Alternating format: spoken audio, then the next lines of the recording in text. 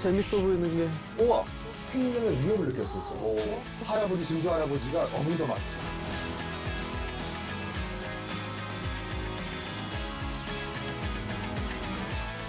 아, 예쁘다.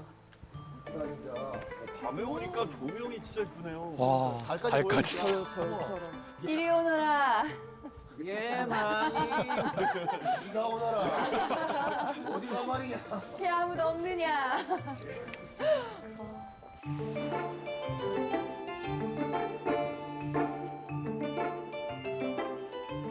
정선, 태백, 영월, 삼척 이 네 군데 하면 뭐가 가장 먼저 생각나세요? 저는 뭐 네. 강원도 태생은 아니지만 네. 여기가 또 강원도가 딴딴 제2의 고향. 강원도가 제 2의 제 고향이다. 고향이에요. 제가 또 나름대로 삼척 홍보대사. 이렇게. 저는 평창 홍보대사입니다. 반갑습니다. 반갑습니다. 이렇게. 소회. 저는 사실 이 섭외를 받고 나서 네. 되게 가슴이 설레었어요. 어머, 왜냐하면 설렜어요? 지질학이나 이렇게 탐험하는 사람들한테 이 네. 강원도는 지질학의 보고인 곳이거든요. 네. 왜냐하면 네. 이게 한반도가 만들어질 당시에 이 정태영상 이 지역이 가장 그 지각 변동이 심했던 곳이에요. 네, 그렇기 때문에 정말 이 네 군데 지역을 우리가 여행한다라는 거는 단순히 여행이 아니라 지구 내부를 탐사하고 있는 거예요. 오, 네, 야. 아니 그런 말씀하시는데 눈빛이 막 반짝반짝. 그러니까요. 뭔가 탐험가 모드. 보물섬 발견한 마냥. 강원도의 역사도 굉장히 많은데 네. 사실 학교에서 학생들을 가르치다 보면 강원도 역사가 잘 많이 나오지는 않아요. 아. 네, 그래가지고 오늘 이 부분에 있어서 또 역사들을 많이 또 저도 알고 발굴해서 또 네. 돌아가가지고 학생들한테 좀 많이 또 얘기해주고 싶은 네. 그런 마음으로 왔습니다. 우리 도스트 선생님은 또 외국에서 활동 많이 하시지 않으세요? 네, 저는 이제 이탈리아에서 이제 문화예술 소개하는 일들을 많이 네. 했었는데, 뭐 이탈리아가 제일 좋은 줄 알고 살았지만, 네. 또 이번에 여행하면서 너무 아름답고, 이 산세가 정말 세상 어디에서도 찾을 수 없는. 저희가 그 중에서도 오늘은 첫 시간으로 정선, 정태 영삼의 정선 이야기를 해볼까 하는데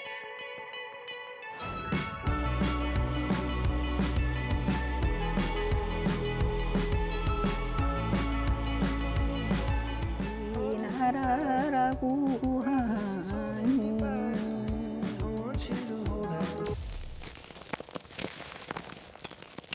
정선하면 아무래도 저희가 석탄 얘기를 아, 빼놓을 수가 없습니다. 석탄이라고 하면은 이제 저희 세대에는 약간 연탄으로 많이 알려져 그렇죠, 있죠. 여기도 연탄 있지 않습니까? 그런 연답방. 하나, 둘, 셋, 구공탄인가?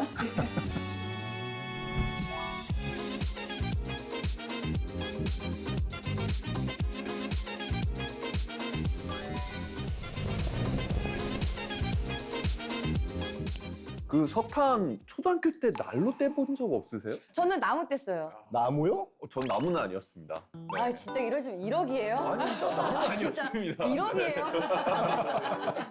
그래서 초등학교 때 그거 받으러 다니고 끝나고 청소하고 했던 기억이 맞아 나요. 맞아. 네. 알았었지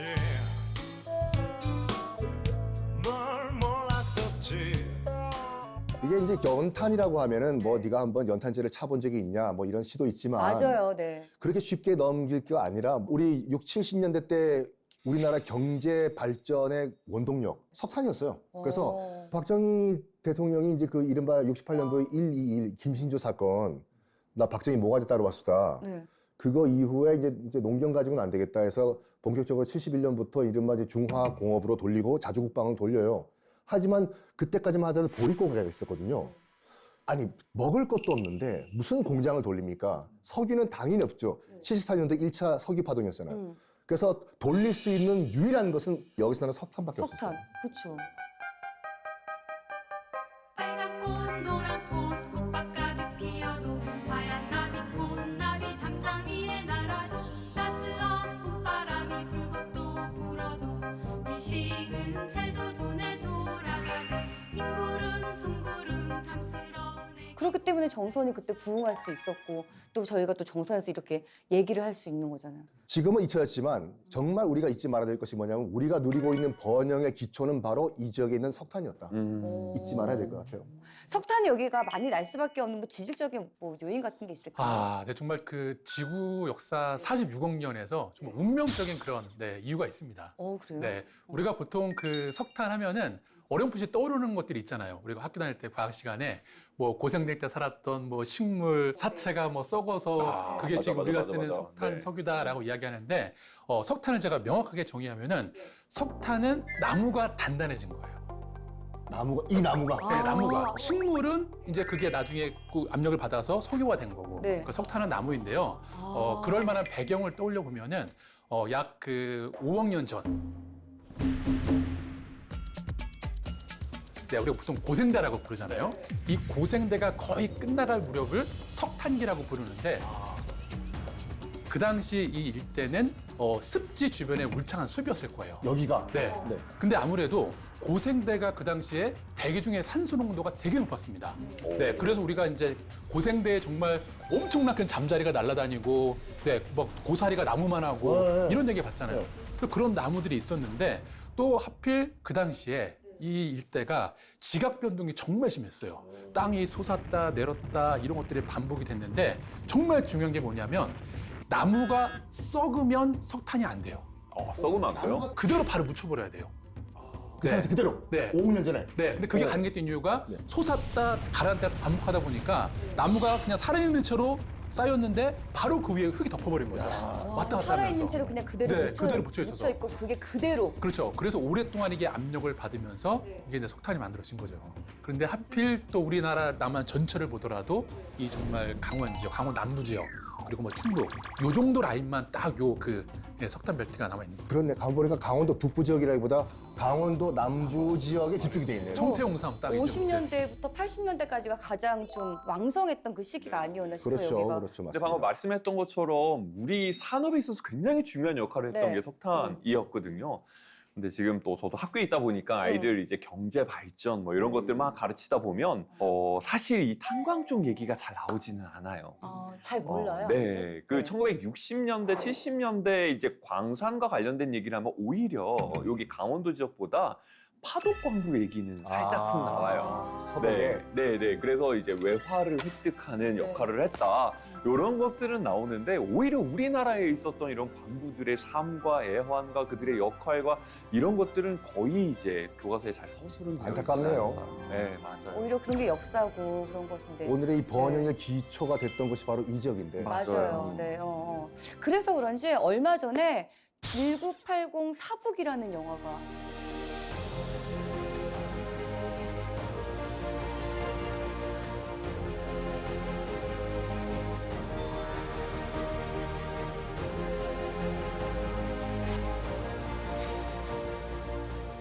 사북 지역을 배경으로 한 다큐멘터리 영화거든요. 네. 1980년에 이 사북 지역에 굉장히 좀 큰일이 하나 있었습니다. 그래서 그 전까지는 이제 80년 사북 사건 네. 이런 식으로 얘기를 좀 했었고요. 최근에는 사북 항쟁, 사북 항쟁. 네, 이렇게 이제 용어를 써요. 네. 근데 역사에서는 용어가 굉장히 중요합니다.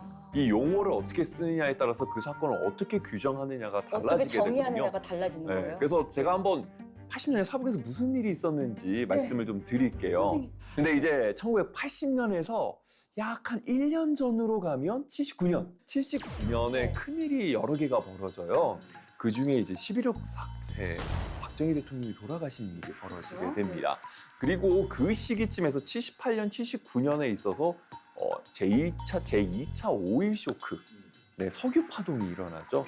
그래서 우리나라가 석유를 다 수입해서 쓰는데 네. 그 석유값이 급등을 해버린 완전히 겁니다. 급등했어요. 네. 그래서 우리나라 경제 성장률이 마이너스까지 내려갈 정도로 굉장히 경제가 힘들었던 때예요. 그래서 물가도 막 오르고 난리가 났었거든요. 그러다 보니까 일단 79년에 계엄이 선포가 되죠. 네. 대통령이 돌아가셨으니까.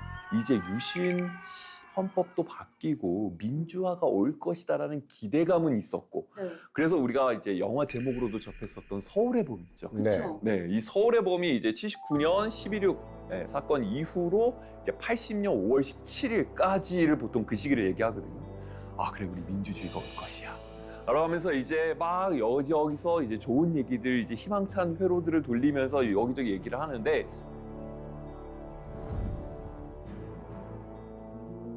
이 사북 지역의 광부들의 삶이 너무나 열악했어요.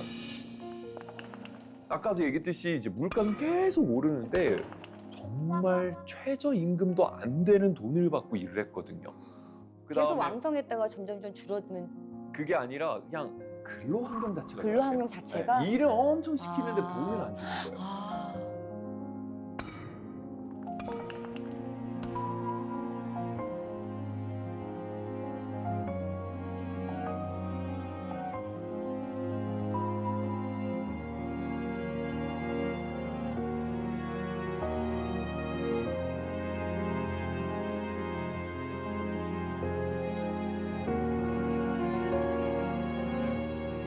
그러니까 이런 것들을 좀 바꿔야겠다라고 해서 요구를 합니다. 네. 그래서 이제 노조가 이제 막 모여가지고 42.6%를 임금 인상을 요구를 하는데 그래야 우리가 좀 삶을 영위할 수 있을 것 같다. 그랬더니 이제 회사나 이런 쪽에서는 안 된다 해가지고 막 줄타기를 하는데 노조 대표가 네. 이재기라고 하는 사람이 있는데 이 노조 대표가 사측 쪽이랑 좀 결탁이 되어 있었어요. 그래가지고 일방적으로 20%로 이제 합의를 거예요? 혼자 본 거예요. 그럼 난리 나죠. 네, 그랬더니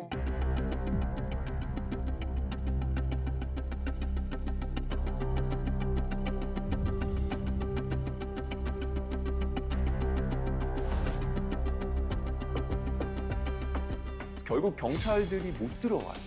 그래서 21일부터 24일까지 이 사북 지역은 경찰력이 없는, 이 공권력이 이제 발휘될 행사할 수 수가 없는, 없는 네, 그런 이제 지역이 돼버린 거예요. 그래서 24일 날 극적으로 협상이 타결이 됐는데 11개의 조건이 통과가 됐어요. 그중에 아까 얘기했듯이 임금 인상도 다 받아들여졌고요. 이거에 대해서 민사 형사상 책임을 묻지 않겠다. 그냥 원래대로 돌아가서 일해라. 라고 이런 모든 것들이 다 이제 합의가 됐어요. 네. 그래서 이제 광부들은 우리의 요구 조건이 받아들여졌다. 네. 해가지고는 해산하자. 네. 그리고 이거 복구에 힘쓰자. 네. 라고 했는데 했는데 그게 5월 6일 날 네. 경찰, 정부에서는 특별조사반을 꾸립니다. 주동자를 잡아와. 아. 잡아와서 갖은 고문하고 그 아이고. 가족들도 잡아오고 해가지고 엄청난 피해를 보게 돼요. 그래가지고 결국 24일 날 합의를 봤는데 그거를 뒤집었고요. 그거의 여파로서 25일부터 5월 17일 개헌 확대되기 전까지 노동 항쟁이 엄청나게 일어납니다. 전국적으로.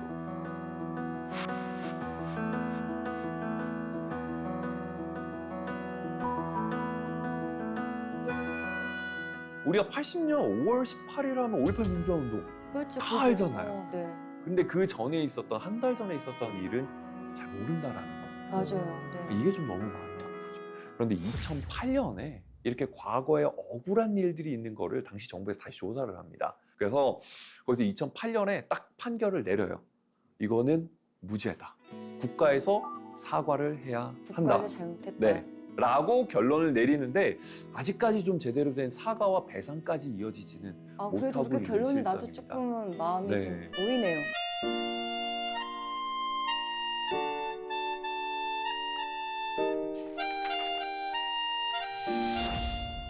태백 이야기를 해볼 겁니다. 태백하면 우리나라 석탄 산업의 중심지. 딱 여기까지가 제가 배운 교과서 내용의 하나거든요. 탄광 지역, 네. 석탄을 캐는 지역에서 강아지도 10,000원짜리를 물고 간다라는 말이 있잖아요. 강아지요? 본분께서 10,000원짜리를 입에 무시고 진짜 가신다. 강아지가. 네. 이제 그거를 솔직히 제일 처음 시작한 곳이 이제 태백이죠. 와. 그러면 석탄이 생산량의 1위를 차지했다고 했는데 몇 퍼센트 정도를 차지하고 있었던 거예요, 태백이? 40% 이상을 차지했다고 하니까 거의 뭐 절반을 차지했다고 볼 수 있겠죠. 한 군데서. 한 군데서. 근데 태백을 또 다른 말로 검은 황금의 도시라고 그렇게 불렸대요. 그 황금이 바로 석탄이죠. 네, 석탄인데 그 석탄이 어떻게 만들어지는지 다시 한번 복기를 좀 해보겠습니다. 적어서. 네. 자, 5억 년 전, 네. 네, 정말 오래 전인데 오생대 초기가 아니고 오생대 말기 석탄기, 네, 석탄기의 이 일대를 한번 상상을 해볼게요. 네, 네. 자, 근데 석탄기 시절에 네. 습지에 거대한 나무로 가득 찬 숲이 있었습니다. 꼭 거대한 나무여야 돼요. 큰 나무? 네, 그렇죠. 네, 왜냐하면 그 시절이 지금보다 산소 농도가 월등히 높았기 때문에 잠자리도 크고 뭐 모든 게 컸습니다. 맞아요. 네, 나무도 네. 컸겠죠. 네, 이게 지각 변동이 일어나면서 땅이 내려앉았다가 솟았다가 내려앉았다가 그렇죠. 네. 흔들고 왔다 갔다 하다 보니까 숲이 그대로 그냥 주저앉아 버리는 거예요. 네, 여기서 중요한 게 뭐냐면 나무가 썩으면 석탄이 안 됩니다. 네. 있는 그대로 그대로 딱 크게 묻혀. 묻혀야 돼요. 그거죠. 그렇죠. 생매장이네. 그리고 생매장이 됩니다. 네. 이상하다. 생매장을 하면 너무 무섭잖아요, 지금. 네. 앞으로 석탄 보면 짠할 것 같아. 어쨌든 그렇게 살아있는 채로 묻힐 수 있게 된 게 네. 아주 요동치는 그런 지각 변동 때문에 네. 붙이게 된 거고요. 그러면서 오랜 시간 동안 열과 압력을 계속 받아서 그게 오늘날의 석탄이라고 부르게 되는 건데 자, 근데 여기에서 태백으로 봤을 때 네. 한 가지 또 특이한 점이 또 있어요. 어떤 점이 특이해요? 또 태백에서 뭐가 많이 발견되냐면 삼엽충 화석이 많이 발견돼요. 삼엽충. 네, 삼엽충 화석. 네. 교과서에 보는 그 삼엽충. 그렇죠, 삼엽충 화석. 네. 네. 얘는 고생대 말기가 아니고 네. 고생대 초기에 살았던. 네, 근데 네. 삼엽충은 어디 살죠? 좋은 데 살겠죠. 네, 땅에 살았을까요? 바다에 살았을까요?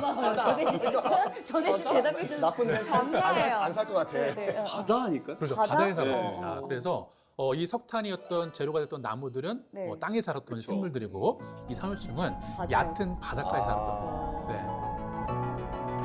아니 그럼 이 높은 지역 이 산악지대가 예전엔 바다였다 이거죠? 그렇죠, 얕고 따뜻한 삼엽충이 살기 좋은 바닷가였죠. 상상이 안 되는데. 와. 이런 특징이 있다 보니까 네. 우리가 학교에서 사회 과목 이런 것들을 배울 네. 때는요. 네. 초등학생들은 먼저 자기가 사는 지역을 먼저 배워요. 아, 네, 네. 그리고 이제 점점 올라갈수록 우리나라를 배우고 그다음에 세계의 지리와 역사 이런 것들을 배우면서 올라가거든요. 아무래도 태백 지역에 있는 이제 초등학생들 같은 경우에는 이런 고생대 쪽에 살다 보니까 이 고생대 자연사 박물관 이게 또 태백에 있거든요.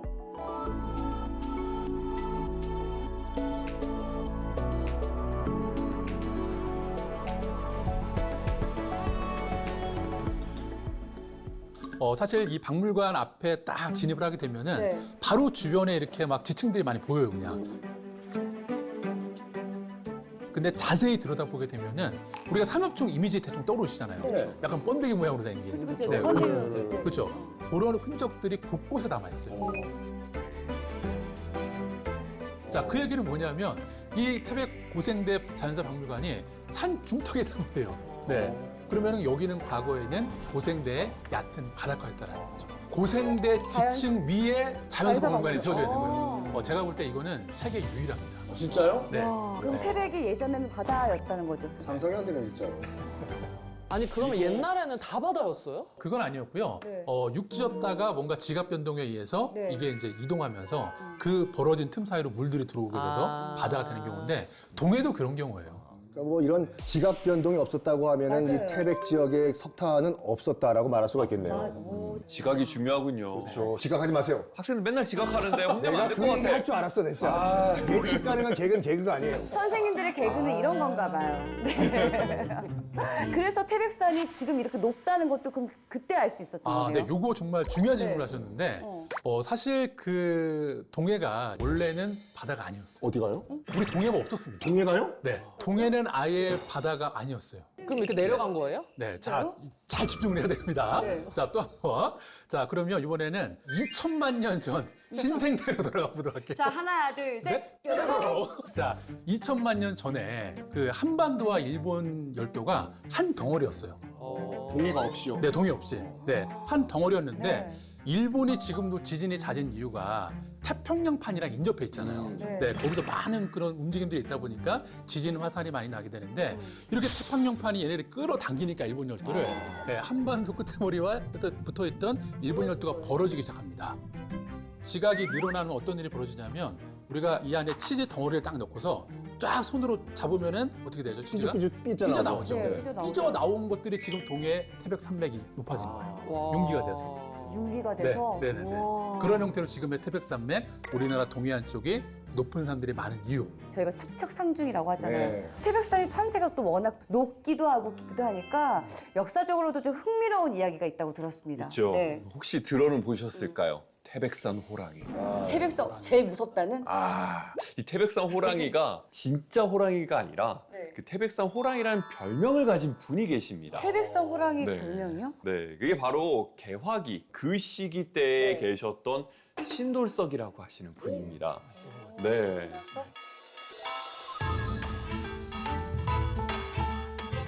이분은 양반도 아니고 평민 쪽에서 태어났는데 당시 우리나라가 굉장히 혼란했던 시기입니다. 특히나 1905년에 을사늑약이 체결되면서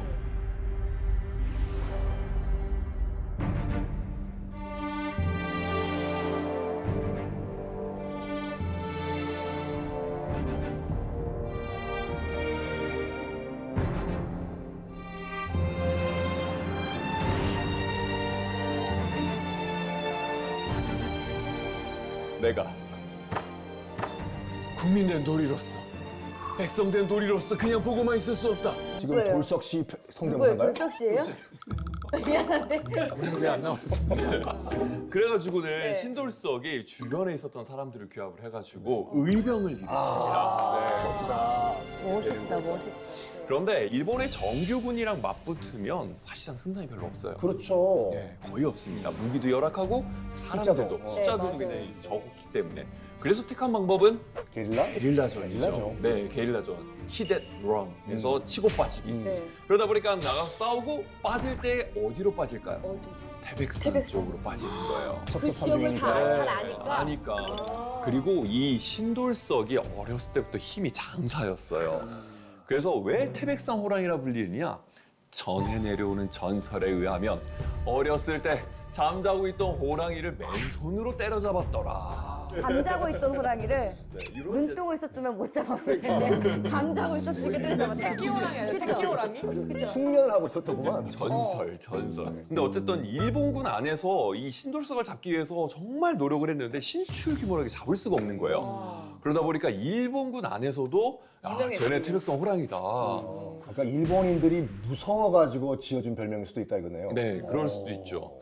어쨌건 이런 식으로 활동을 열심히 하셨던 그 지역도 여기 있는 태백 지역. 태백이고. 네, 그리고 이게 방금 의병을 얘기했잖아요. 나라를 지키자. 근데 또 나라를 지키자 하면 나오는 것이 6.25 전쟁이죠. 아, 그렇죠. 네, 6.25 전쟁.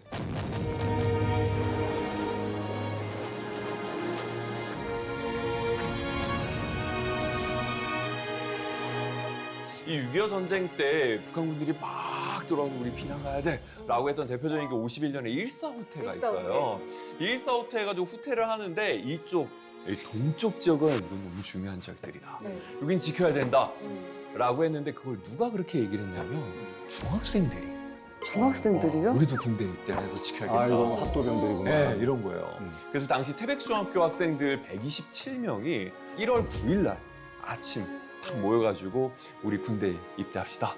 사진 입대로 해갖고. 선생님이 인솔을 해가지고 당시에 3사단 23년대에 이제 들어가게 됩니다. 그래가지고는 인제지구라든가 여러 지구에서 이제 학도병으로 활동을 하는데 잘하는 거예요. 그럼 이제 정규군으로 편성을 해야겠다. 네. 그래서 정규군으로 편성돼가지고 정전협정 체결될 때까지 계속해서 활약을 합니다. 근데 127명 중에 18명이 전사를 했어요. 아, 네. 안타깝네요. 그래서 정전협정이 체결된 뒤에 그 18명을 기리기 위해서 이제 학도병 충원비, 요거를 이제 세우게 됩니다. 네, 그게 이제 어디에 있느냐? 태백중학교에 지금 있습니다. 태백 중학생. 네. 그래서 이 정신을 우리는 기리고 잊지 네. 말아야 된다. 맞아요. 네. 그래서 이 태백이라는 지역은 나라를 지키는 거의 핵심적인 지역이었다. 이렇게 가장 이제 볼 수 중요한 있습니다. 지역이기도 하네요, 진짜. 네. 하여튼 방금 그 학도병 얘기하셨는데 저희 이제 돌아가신 아버지가 6.25 학도병 출신이에요. 진짜요? 그러니까 이제 학도병으로 고등학교 때 이제 입대를 하시고 이제 6.25 전쟁 때 이제 정규 육군으로 입대를 하셨는데 네. 아버지 말씀에 따르면은 중간에 이제 물어봤대요, 육군이요. 너 지금 학교로 돌아갈래? 안 그럼 그냥 계속 여 군대에 남을래? 근데 학교로 다시 돌아가신 네. 분들에 대한 기록은 전혀 없어요. 그렇죠. 그러니까 끝까지 싸우신 분들만 지금 우리가 기억을 하고 있는데 정말 총 들고 싸웠던 전반기의 학도병들 우리가 많이 기억을 해야 돼요. 진짜. 맞습니다. 기억하고 기억해줘야지 후세에도 계속 그런 기록들이 남고 알릴 수도 있는 그런 것 같아요. 그렇죠? 그렇죠. 맞습니다.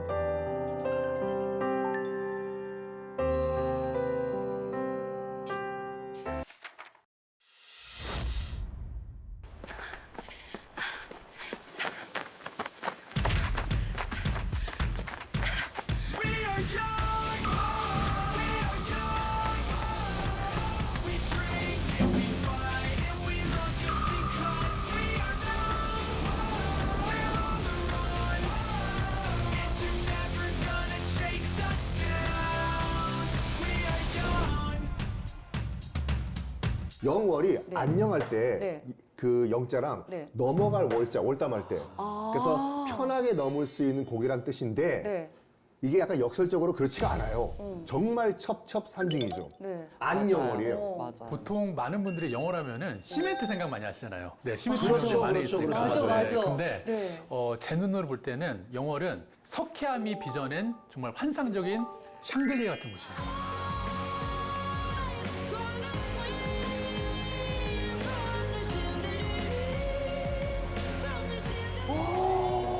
아니 이렇게 아이고, 말이 고급진 표현을 그러니까. 아니 시멘트를 한 넣으세요 이걸요. 영월이 비즈니스 샹들리어 같은 시멘트. 아, 진짜. 이거 그러니까. 저는 그 한반도 지형 있는 네. 그 모습 때문에 영어를 한번 가보고 싶다 항상 생각했어요. 맞아 한반도 지형에 딱 있는 그 모습 있죠. 그 마을이 있죠. 그게 바로 샹들리에입니다. 이따 설명드릴게요. 그게 샹들리에입니다. 너무 시적인 표현을 해주셔가지고 다 오늘 우리가 동강 래프팅. 아, 동강. 저 어렸을 때 하려고 도전하다가 무성상했어요. 그 동강 래프팅 저도 한번 해봤는데 네. 거기 이제 그 강사분께서 농담으로 그런 말 하시더라고요. 네. 여기 가만히 있으면 63 빌딩까지 간다고. 아 연결돼 그분이 있으니까. 아 계속 그 강이 연결돼 슉슉슉 있으니까 한강까지 가니까. 야 집에 금방 가겠네요. 그렇게 가세요. 가세요. 전 내일 그럼. 저는 살던 곳이랑 되게 인접해 있는 지역이긴 해요. 평창이 집이었으니까 네. 영어를 가까운데 저는 예전에 고시동굴 고시동도 네 동굴이라는 곳을 처음 경험을 해본 거죠.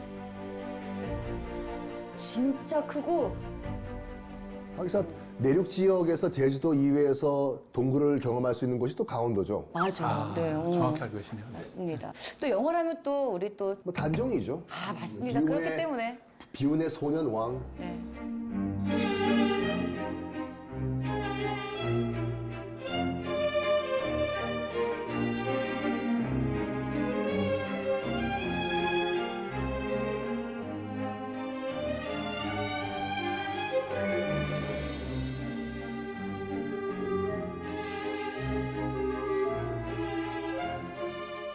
그 장릉 같은 경우에는 그 조선 왕릉 가운데서 유일하게 수도권 밖에 있고 현재까지도 매년 재앙을 받고 있는 그 제사를 받고 있는 유일한 왕릉이죠. 근데 교과서에도 단종 얘기가 나오죠. 일단 요약해서 말씀드리면은 조선시대 때 왕들이 다 나오는 게 아니에요. 네. 태정, 태세, 문단세 중에서 네. 태조 이성계가 나오고 네. 태종 이방원 나오고요. 길방원이죠. 네, 태종 이방원 되게 중요하게 나옵니다. 그 다음에 뭐 세종이죠, 뭐. 네. 세종은 말해 뭐예요, 그렇죠? 네.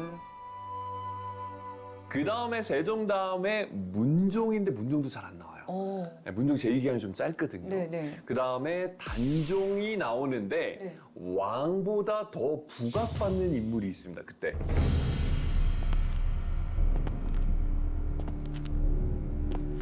단종의 작은 아버지, 문종의 동생, 세종대왕의 둘째 아들.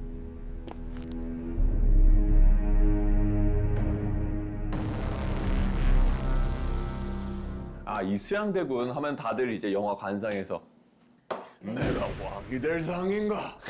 근데 코를 보니까 이대근 씨예요. 왕님, 제가 왕이 될 상입니까?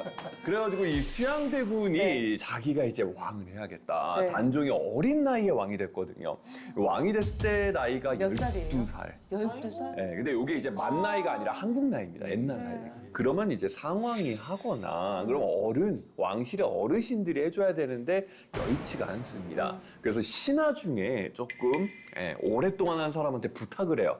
그 사람이 이제 황보인, 뭐 김종서 이런 사람이에요. 그런데 이제 김종서 같은 경우에 뭐가 유명하냐면 딱 이제 누런색 점을 찍죠. 그러면 그 사람이 딱 뽑혀요. 그러니까 이제 인사권도 자기 마음대로 휘두르는 그걸 좀 어려운 말로 황표정사 이렇게 얘기하거든요. 딱 찍으면 신하들 마음대로 이제 정치가 돌아가니까 왕은 아니지만 왕족 입장에서는 기분이 나쁜 거예요. 저 신하들 안 되겠어. 다시 왕실의 위엄을 세워야지 하면서 수양대군이 단종을 상왕으로 올리고 네. 쫓아내는 게 아니에요. 상왕으로 올리고? 올리고 네. 자기가 이제 왕이 됩니다. 그리고 그 가운데에서 김종서라든가 이런 사람들은요. 제거를 하죠. 네. 이게 개유년에 일어났다 해서 개유정난이라고 합니다. 네.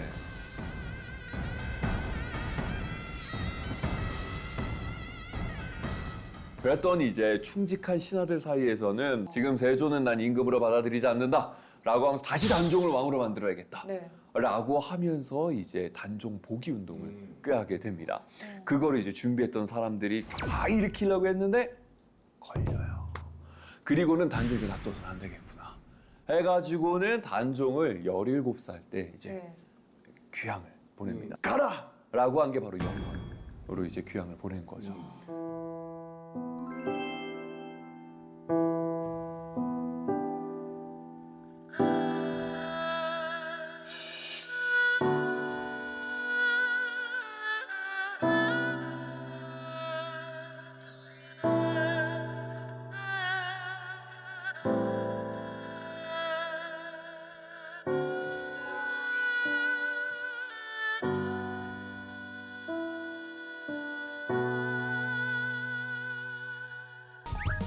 전 장릉에 이렇게 역사관 있는 것도 거의 여기 장릉에 처음 왔는데. 그렇죠, 그렇죠. 그렇죠. 왕릉에 이렇게 역사관이 잘 있지 않는데. 강원도 영월 장릉이 네. 굉장히 의미가 있어요. 그래서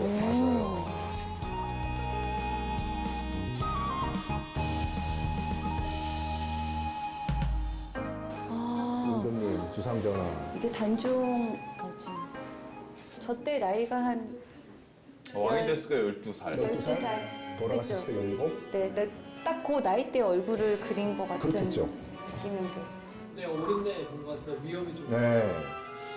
근데 보통 초서가 이런 얼굴을 그릴 때 실제 있는 사람의 얼굴을 그린 게 아니라 상상해서 보통 그릴 때요. 그렇죠. 네, 누구 얼굴을 모델로 했을지 모르겠네. 이 표정. 그래서 그게 이제 약간 야사인데 네. 논란이 되는 게 뭐냐면 만원권 세종대왕 어진 있잖아요. 네. 그걸 그리신 분이 이제 운보 김기창 화백이라는 맞아요. 분이신데 딱 보면 자기 얼굴이에요.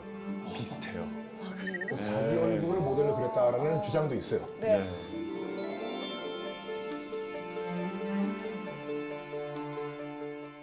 그 저기 어진이라고 해서 조선 왕들의 이제 초상들 있잖아요. 이게 한국 전쟁 직전까지만 하더라도 다 있었거든요. 네. 근데 이게 피난길에 부산에 보관하고 있었는데 부산 보관 창고가 불이 났어요.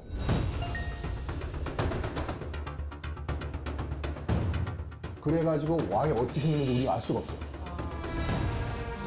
몇 안 남았죠. 몇 개 빼고.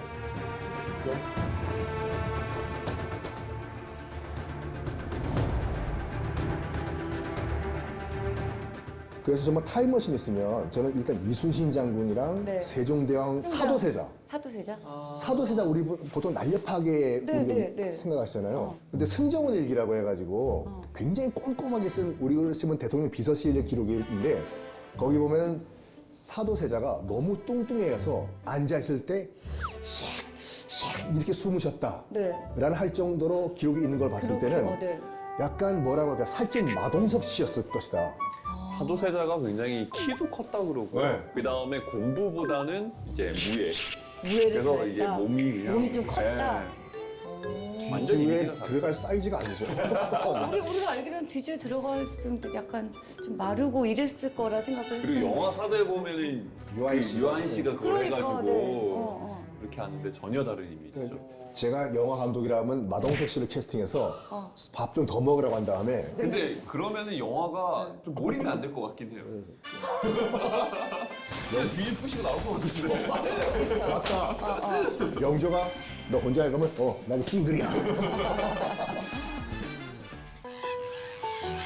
너 삼척동자라는 말 알아? 들어는 봤는데 정확히는 몰라. 옛날에 길이를 재는 단위가 척이었잖아. 한 척이 30cm 정도니까 삼척동자는 90cm 정도 되는 어린아이를 뜻하는 거지. 오, 그래? 그럼 여기서 문제. 삼척동자가 마스코트인 도시는? 삼척 정답!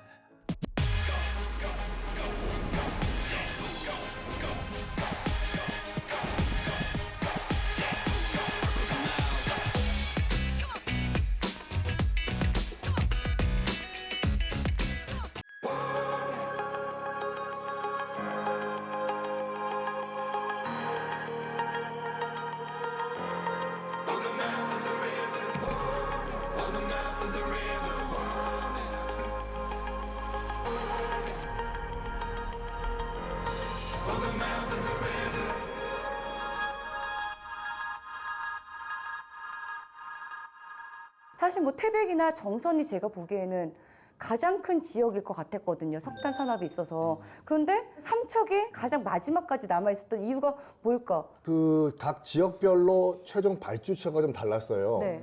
삼척에서 이제 그 채굴된 석탄의 대부분은 어디로 네. 갔냐면 포항제철. 포항제철. 어떻게 보면 그 포항제철 덕분에 또한 포항제철 때문에 그러니까 끝까지 삼척을 이제 유지를 시켰고 그리고 이제 정선, 영월, 태백 등에 네. 있던 탄광들이 다 폐광이 됐음에도 불구하고 약간 정부 입장에서 봤을 때도 상징적으로 하나 남겨놔야 돼요. 아, 그렇구나. 그 삼척은 끝까지 지키자. 네. 그리고 또 지역 주민들도 네. 아니 우리가 이렇게 목숨 바쳐가지고 정말로 내 인생을 다 걸었는데 이걸 우리가 지키자.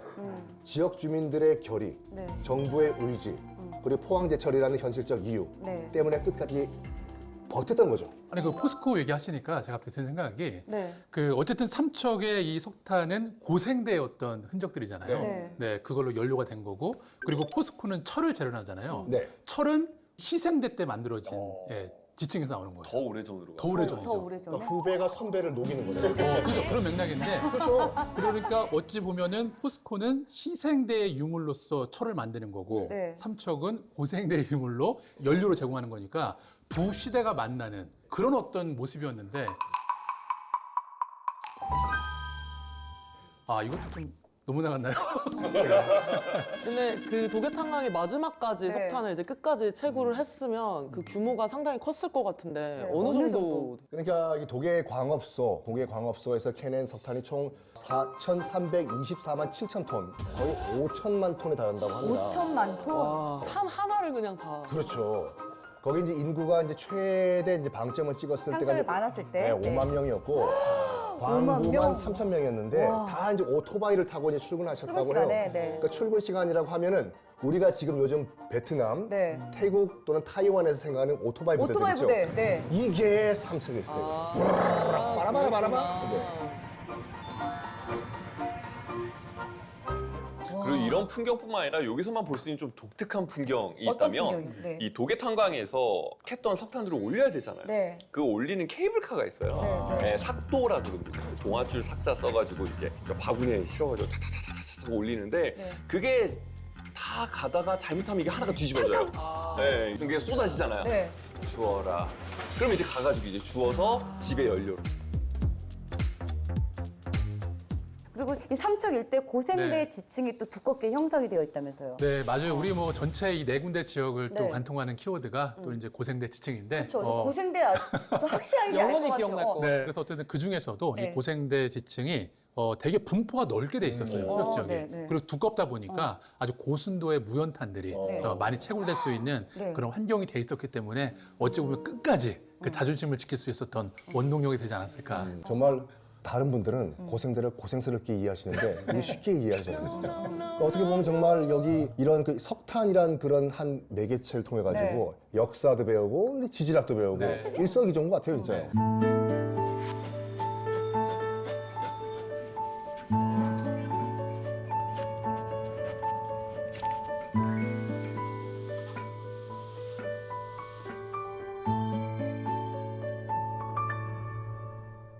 이 삼척이 가진 탄광 역사를 저희가 기념하기 위해서 어디에 다녀왔죠? 저희가 산업전사. 산업전사 기념관. 네.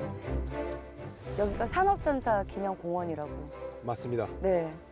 저는 이제 네. 전 삼척 홍보대사예요. 네. 맞아. 삼척 아니 홍보대사인데 도대체 몇 개를 하고 계신 거예요? 삼척 홍보대사에다가. 네. 각 지역별로 하나씩 다 하고 있어요. 네. 오늘은 강원도니까. 오늘 강원도니까. 그러니까 여기는 처음 와봤거든요. 네. 저기 보니까 저기 이 삼척에는 네. 강아지도 돈 10,000원짜리를 물고 다닌다는 얘기가 있어요. 진짜 진짜 10,000원짜리를 물고 있어 강아지가. 멍멍. 세상에나. 그러니까 이게 땅이 떨어졌어도 사람들은 안 주워갔다는 거죠. 네, 그런 얘기 있잖아요. 이 1달러가 떨어져 있으면 빌 게이츠는 죽을까 안 죽을까. 줄까요? 주워요? 그렇죠. 그래서 사람들이 그거 죽겠어. 그 시간이면 더 많은 돈을 벌 수 있는 사람인데. 근데 그 얘기를 빌 게이츠가 듣고 당연히 주워야죠. 이렇게 얘기를 했다고.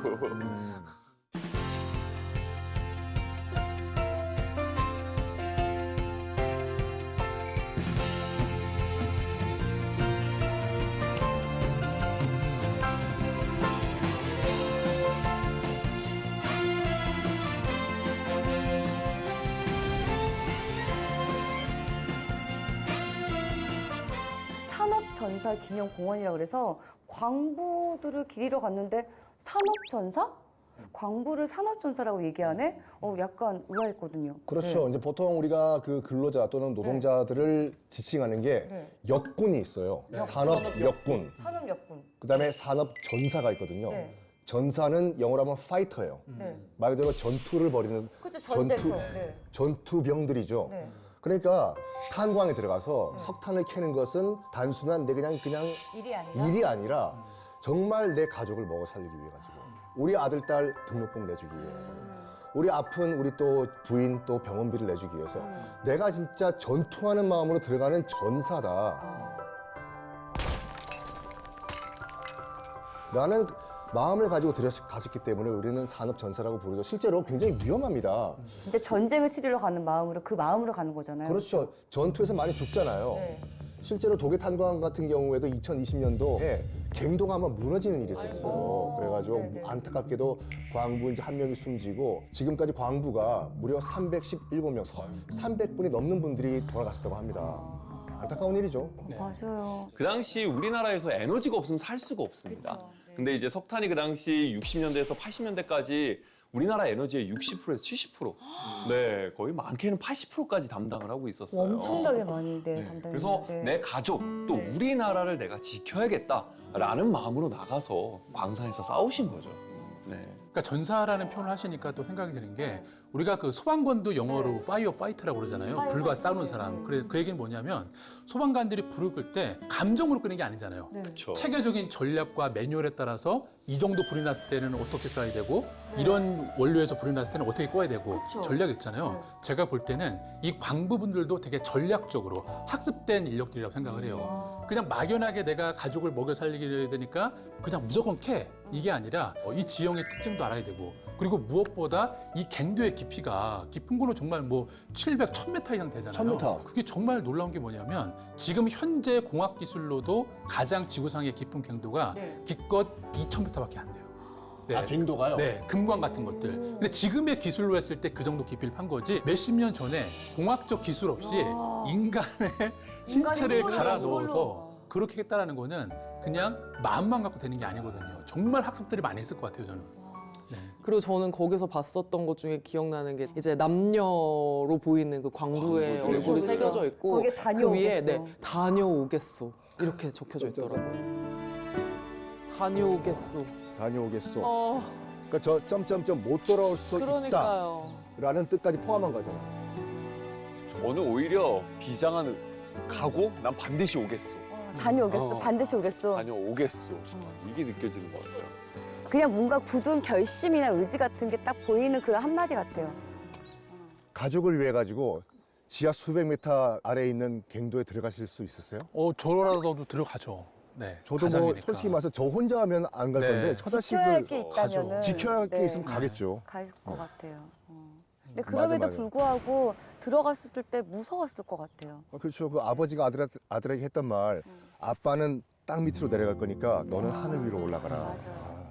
단순히 가족이 아니라 지금 우리나라를 향해서 하는 말인 것 같기도 해요. 우리는 땅 밑으로 갈 테니 후대에 있는 후손들은 하늘로 올라가라. 그렇죠. 대한민국에 올라가라. 네. 맞아요.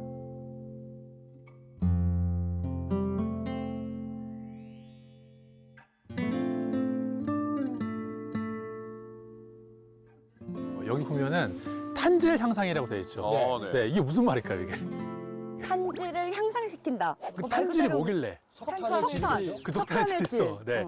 그래서 이 탄질이라고 하면은 석탄의 질은 단순히 단단하다고 좋은 게 아니었어요. 아, 네, 그래요? 뭐냐면 어떤 게 제일 좋아요? 더 깊은 지하에서 네. 더 오랜 시간 동안 압력을 받아서 탄소의 순도가 높아야 돼요. 아. 네, 그게 아주 좋은 석탄이었거든요. 네. 네, 그 얘기는 뭐냐면 더 깊이 들어가야 되는 거예요. 그러게. 네, 더 깊이 들어가야 되는 거죠. 저 말이 더 깊이 들어가자라는 맞습니다. 말이에요? 네. 좀 슬픈 그래서 말. 우리가 갱도 이렇게 보면은 막 네. 지하 1000m짜리도 맞아요. 있고 막 그 네. 있잖아요. 네. 어떻게 보면은 가장 최고의 품질을 위해서 좋은 말인데 우리 광부들한테는 더 맞아요. 깊이 들어가라고 더 재촉하는 위험한 거죠. 말이니까.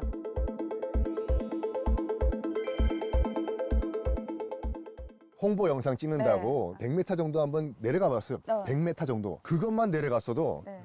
생명의 위협을 느꼈어요, 제가. 막말로 무너지면은 난 갇힌다. 그쵸. 이런 폐쇄 공포증 있잖아요. 깊이 내려간다라는 건 뭐냐면 어떤 것들이 좀 이렇게 희박해질까요?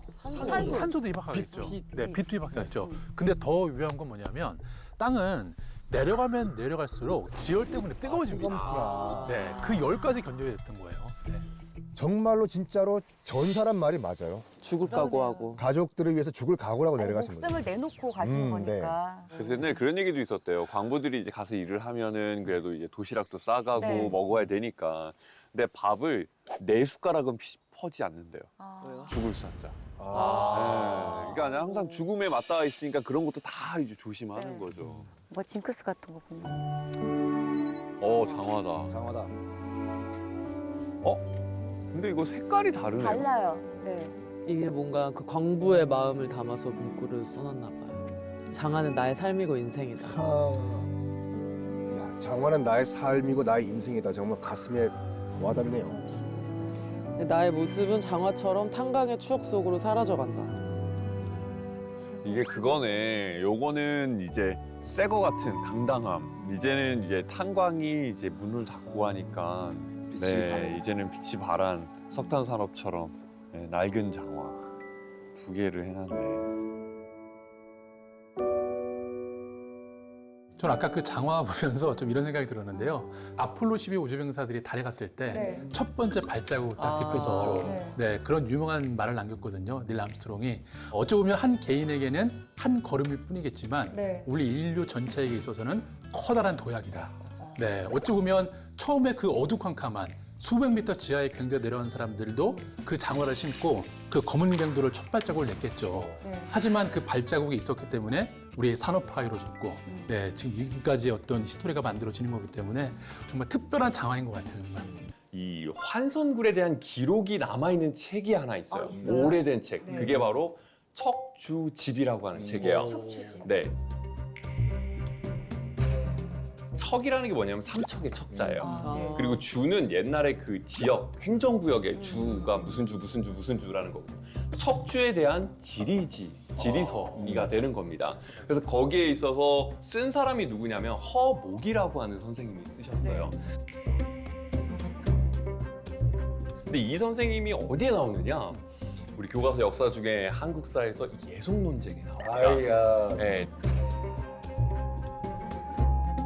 남인의 대표셨어요. 서인의 대표는 손시열. 그래서 효종이 죽었을 때, 효종 장례식 때 어머니였던 자이대비는 상복을 몇 년을 입어야 되는가? 3년이냐? 1년이냐? 그랬을 때 이제 남인 쪽에서는 3년을 주장했는데 결국 1년으로 결정이 났거든요. 네. 그래서 남인의 대표였던 이 허목이 좌천당했어요. 그래서 지방으로 보내졌는데 그 지역이 삼척이에요. 삼척이에요. 그래서 삼척에 왔는데 만약에 그러면 정말 높은 자리에 있었거든요. 그렇죠. 근데 좌천돼서 내려오면 내가 여기 있을 사람이 아닌데 그렇죠. 나 다시 올라갈 거야 하면서 그 지역에 관심도 없었을 법도 한데 그렇죠. 삼척을 너무 사랑하셨어요. 아. 그래가지고 이 삼척 지역에 대해서 너무 자세하게 조사를 한 거죠. 그래서 이 환성굴에 대해서도 써놓은 겁니다. 어떻게 썼나요? 전설 있죠, 아까 그 선녀와 관련된 그것도 거기에 써 있어요. 거기 써 있고 이런 동굴이 있고 그다음에 전설들은 이런 게 있고 그다음에 사람들은 어떻고 막 이런 식으로 뭐 지명은 어떻고 쫙 썼어요. 그런데 이 허목이 몇 년 안 있었는데 거기서 또 뭐 했냐? 네. 이 삼척에서 또 중요한 게 그 척주 동해비라고 있어요.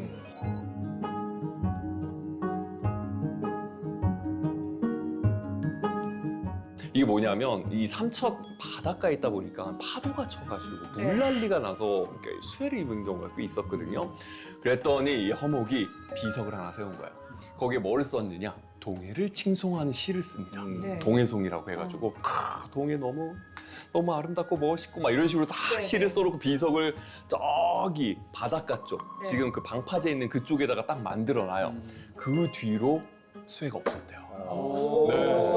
그래가지고 우와. 야 이거 영험하다 해서 주변 사람들이 이거 탁본 떠가지고 집에 놔두면 이제 악귀를 물리치고 이거 좋은 거다 막 이런 식으로 나올 정도로 유교학자 맞아요?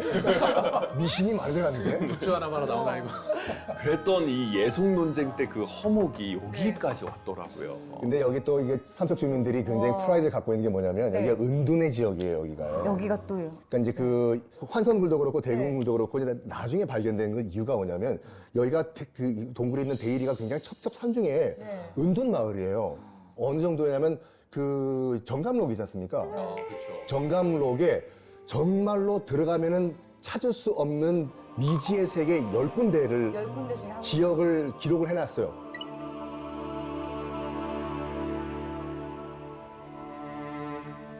진짜 아까 들어가는데도 지금도 집이 별로 없어요.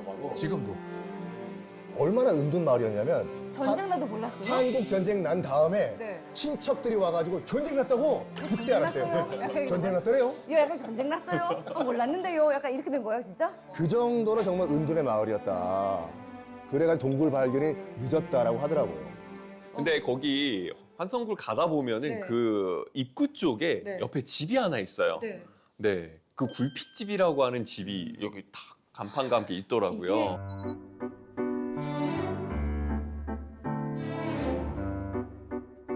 굴피라는 게 정확히 어떤 거예요? 이 굴피가 참나무의 일종인데 네. 이 굴피 피가 가죽 피자 즉 나무 껍데기예요. 네. 그러니까 이 강원도랑 울릉도 즉 눈이 많이 오는 지역은 네. 지붕을 그쪽에서 많이 나는 나무로 많이 만듭니다. 아. 그래서 이게 널판지 할 때 그 있잖아요. 네. 그거를 이제 이쪽 말로 너와라고 해요. 네, 네. 그래서 너와집이라고 하거든요. 보통은 기와를 올리는데 기와가 아니라 너와. 나무 판때기를 올려요. 그거는 보통은 이제 적송, 소나무 쪽을 이제 잘라가지고 나무 판때기를 기와처럼 해놓고 이제 눌러놓는 거죠. 네. 네. 그렇게 만드는 너와집이 이쪽이 원래 유명했는데 네. 1930년대 네. 일본이 이제 전쟁을 시작을 하고 네. 그러면서 이제 군수 물자가 필요하자 강원도 이쪽 지역에도 나무를 베지 말라고 한 거예요. 이 소나무가 워낙 중요한 군수 부품이 되다 보니까 그래서 나무를 베지 말라고 하니까 나무 지붕을 못 만드는 거예요. 그래서 이 나무가 아닌 껍데기로 만드는 건 상관없었거든요. 네. 그래서 만들기 시작한 게 굴피집이에요. 근데 굴피가 되게 어떤 특징이 있길래 뭐 어떤 특징이 있죠? 그게 나무 껍데기는 비가 오잖아요. 네. 그러면은 얘가 늘어나요 좀. 나무 너와집도 흡수되니까. 마찬가지고 흡수되면서 이제 팽창을 해요. 팽창을 해고 그러면 이제 막아주는 거죠. 막아주고. 근데 이제 마르잖아요. 그럼 다시 수축이 돼서 통기가 되는 거예요. 네. 아니 그런 지혜들은 또 어떻게 또 아셨을까? 제가 하나 덧붙이자면 혹시라도 그 석회암의 성질을 알았더라면 네. 석회암 가루를 물에 섞어서 네. 그 위에 좀 덧발랐으면 네, 훨씬 더 타임머신 타고 맛있지 않을까. 가시죠. 훨씬 더 좋았을 것 같아요. 네. 저희가 사회에 걸쳐서 이렇게 나눠봤는데 나눠본 시간 어떠셨어요, 저는? 그러니까 역사와 현재와 미래가 다 공존하는 도시다. 맞아요. 역사 정말로 선사시대 때 사람이 안 살았던 시대 때 만들어진 동굴부터 시작해가지고 또 이제 그 산업화 시대의 그런 우리 원동력 그렇죠. 그리고 또 폐광 이후에 또 미래 우주 산업의 또 중심지. 네. 그러니까 과거와 현재와 미래가 다 공존하는 곳이구나. 저는 왜 그런 거 있잖아요. 그 유명하진 않은데 나만 알고 있었던 오, 맞아요. 그런 노래들, 음. 그런 작품들, 작가들. 네. 그런데 순등명 이런 거였던. 네, 근데 갑자기 유명해지면 진짜 나만 알고 싶고 나만 가고 싶은데 그러면 안 되겠죠. 네. 더 많이 알려지고 많은 사람들이 같이 공유했으면 좋겠다라는 네. 생각이 들었습니다. 저는 강원도라는 지역에 대해서 정말 새롭게 아는 시간이었었고 이 아는 만큼 보인다라는 말을 정말 절절히 네. 느꼈던 것 같아요. 그 아는 만큼 지킬 수 있다라는 생각이 들었어요. 네, 우리가 그 가치를 모르면 그게 사라지든 갈아엎든 아무도 신경 안 쓰거든요. 그쵸. 네, 근데 알아야지만 그거를 지킬 수 있다라는 생각이 드는데 그 알아가는 방법은 저는 좀 정태영삼이랑 좀 친구 맺기를 해야 될 것 같아요. 우리가 새로운 친구를 사귈 때 가장 먼저 하는 게 이름을 불러주잖아요. 네. 누구야, 누구야, 누구야. 그러면서 친해지는 것처럼 정태영삼의 이런 보석 같은 아직 알려지지 않은 것들을 좀 많이 이름을 불러주고 싶어요. 계속 이름을 불러주고 네. 지켜주고 또 발견해주고 하면은 정태영 삼이 앞으로 또 더 많은 사람들에게 알려지고 더 많은 분들이 또 찾아와주고 더 많은 보물들을 또 발견해주고 또 더 많이 반짝여질 수 있는 그런 동네가 되지 않을까 싶습니다. 우리 마지막 어떻게 정태영 삼 화이팅 하면서 어떻게 좋아요, 해요? 좋아요. 어떻게? 정태! 영! 3! 화이팅!